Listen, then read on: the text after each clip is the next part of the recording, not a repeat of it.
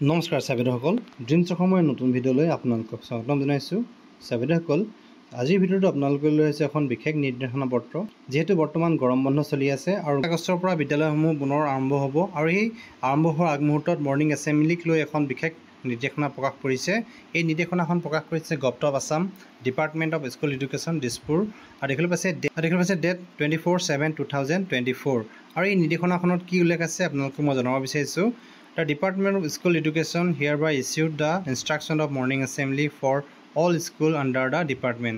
যেহেতু এই যি নিৰ্দেশনাখনৰ যোগেদি গভৰ্ণমেণ্টৰ আণ্ডাৰত থকা যিমানসমূহ বিদ্যালয় আছে সকলো বিদ্যালয়ৰ বাবে এই নিৰ্দেশনাখন প্ৰকাশ কৰিছে বিশেষকৈ মৰ্ণিং এছেম্বলি কণ্ডাক্ট কৰিবৰ বাবে।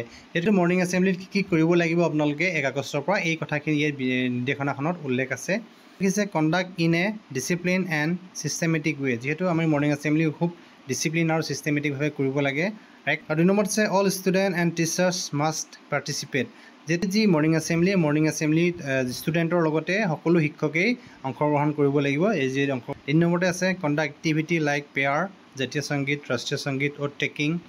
দেখিছে আপোনালোকে প্ৰাৰ্থনা কৰিব লাগিব। আপোনালোকৰ বিদ্যালয়ৰ যি প্ৰাৰ্থনা আপোনালোকে কৰে সেই প্ৰাৰ্থনা কৰিব লাগিব, জাতীয় সংগীত গাব লাগিব, ৰাষ্ট্ৰীয় সংগীত গাব লাগিব আৰু লগতে অ'ট টেকিং আপোনালোকে কৰিব লাগিব। ইয়াৰ পিছত আছে ইনস্পেকশ্যন অফ পাৰ্চনেল ক্লিননেছ। সভাতে যি ছাত্ৰ ছাত্ৰীসকলৰ ক্লিননেছখিনি পৰীক্ষা কৰিব লাগিব। ইয়াৰ পিছত আছে reading of number table quiz speech on selected topic. আপোনালোকে টেবুল যি নেওতা গাব দিব লাগিব ষ্টুডেণ্টক। কুইজ যিহেতু কুইজৰ প্ৰশ্নসমূহ বিভিন্ন জিকে কুৱেশ্যনসমূহ আপোনালোকে সুধিব পাৰে। স্পীচ দিবলৈ ষ্টুডেণ্টক দিব পাৰিব আৰু লগতে যি বিভিন্ন এটা টপিক যিকোনো এটা টপিক আপোনালোকে ছিলেক্ট কৰি তাৰ ওপৰত আপোনালোকে স্পীচ দিব লাগিব ষ্টুডেণ্টসকলক। ইয়াৰ পিছত আছে discussion on significant of the day, message of the great personality etcetera. আপোনাৰ অল আদাৰ instruction issued earlier related to morning assembly has been withdraw. যিহেতু পূৰ্বতে যিসমূহ নিৰ্দেশনা দিয়া হৈছিলে যে মৰ্ণিং এছেম্বলিত কি কৰিব লাগে সেই যি পূৰ্বৰ নিৰ্দেশনাসমূহ উইথড্ৰ কৰা হৈছে, কেঞ্চেল কৰা হৈছে। আপোনালোকে এই যি নতুন নিৰ্দেশনা দেখিছে আপোনালোকে 6টা টপিকৰ ওপৰত আপোনালোকে বিশেষকৈ মৰ্ণিং এছেম্বলিসমূহ অনুষ্ঠিত কৰিব লাগিব।